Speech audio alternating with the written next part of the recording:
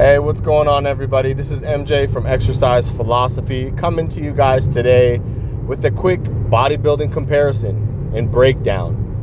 There's a lot of nonsense floating around right now in the YouTube bodybuilding community. People making the comparison between Nick Walker and Dorian Yates, saying that Nick Walker destroys Dorian Yates. And in this video, I'm going to debunk that and talk about who Nick needs to worry about and who these analysts and media figures need to make comparisons with Nick to, not these legends. In the front double biceps, we can see Dorian Yates, standing at 5'10", is an eloquent bodybuilder. He's eloquent. In the back double biceps, no comparison as well. Where Nick may have the hamstring cords that are unique to him, which I will give him that, he doesn't have the calves to stand on par with Dorian. The glutes, I would say, are similar. The back, though, itself, Dorian Yates' back is elite. Ronnie Coleman level back. It is up there with Ronnie Coleman's back. Nick Walker's back is not that, ladies and gentlemen. Looking at them from the side, Dorian Yates is just a bigger man. He's a bigger man. He's a bigger dude. Nick Walker may be shorter in stature and he may weigh approximate to what Dorian Yates did on stage. But in no way, shape, or form does that make his figure or silhouette imposing. It actually makes him look worse, which is why at the Tampa Pro, he's had to downsize. Because when you start to put too much muscle on a small frame, you start to look like the glob and not the mutant, as I used to call Nick Walker.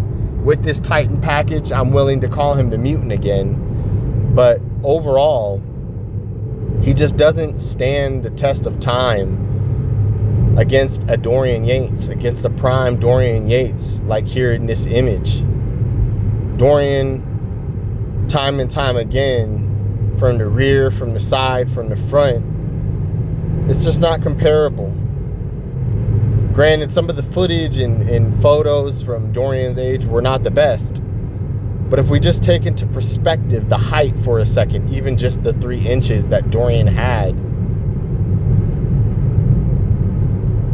of this back lat spread, okay? Look at the separation in the upper back and the mid back, and look at the insertions of the lower back of Dorian Yates. If we're just talking about the back. Downstairs, Nick has him in the glutes. Nick has him in the hamstrings in this shot. He doesn't have him in the calves. Dorian's calves were world class. And then just overall, he can't stand next to somebody like the Shadow, guys. The comparisons to the Shadow need to stop, because this was an elite level bodybuilder, one of the greatest to ever do it. All right? And a genetic freak of sorts that changed the world of bodybuilding forever. Nick Walker has won some pro shows. He has never, and he's run an Arnold Classic. He has never really done the deed, though, of bringing home the Mr. Olympia title. He has never done the deed of being an ambassador to the sport. Granted, the Tampa Pro package was sweet. It was good. It was a good look for Nick, and I'll give him that. It was an excellent expose, even though towards the end he let it all hang out again. I guess he has taken the meaning of bodybuilding as an illusion to a whole new level. But when you try to put him next to a figure like Dorian Yates, it just doesn't work. It's not just about gnarly size and condition. It's not about that. Bodybuilding is not about that. Bodybuilding is about structure, insertions, proportions, symmetry, size, all of it together as a cohesive package, which that's what Nick Walker lacks. He got closer to that in the Tampa show, but overall Nick Walker lacks a cohesive package when you put all the things together, okay? Now, Stop comparing him to Dorian Yates. These are the people that you need to be making comparisons to, because these are the people that Nick needs to beat. From the front double biceps. Andrew Jack destroys Nick Walker. Destroys him. Okay? In the quads, in the midsection, in the X-frame, in the V-taper, the silhouette, the lats, even in the arms, which Nick has world-class arms. Andrew Jack dominates him. Okay? Andrew Jack is dominating Nick Walker. He lost to him at the Arnold Classic. This is the person that Nick Walker has to beat. There's no sense in trying to compare him to 6-time Mr. Olympia, Dorian Yates. Stop doing that shit. That shit is stupid. That shit is lame. He needs to beat this man right here. Look at the biceps. Look at the chest. Look at the lats. Look at the legs. This is a cohesive, complete package. And Nick Walker cannot deliver this. He cannot deliver something like this. Look at the back. Look how low the lats hang.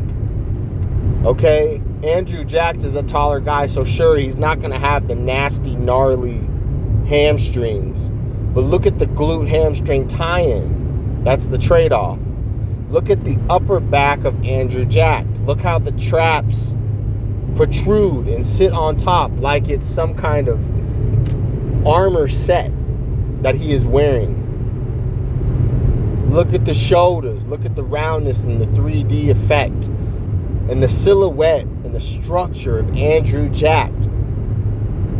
Nick Walker from the back, he lacks in the traps. He lacks in the lower lats. Okay? He's good through the arms and the shoulders. He's great in the glutes and the hamstring and that tie-in. We'll give him all those things. But when it comes to the back, his back is not that good, guys. Nick Walker's back is not that good. He used to have major issues with it. He brought it up a little bit. He won Tampa. Now everybody wants to fucking go on a hoorah about this guy. No. Derek Lunsford, Mr. Olympia, has a better back than Nick Walker. Sure, Derek doesn't have the hamstrings, but he has the glutes. He has a better set of glutes than Nick. He has a better set of traps. He has the lats and the lower lats and the lower back. He doesn't have the arms like Nick, but he has the shoulders. Okay? So when you look at it as a complete package, the back itself is complete, where Nick's back is not complete. He has the arms and then he has the lower half from the back, whereas Derek has more pieces to that puzzle.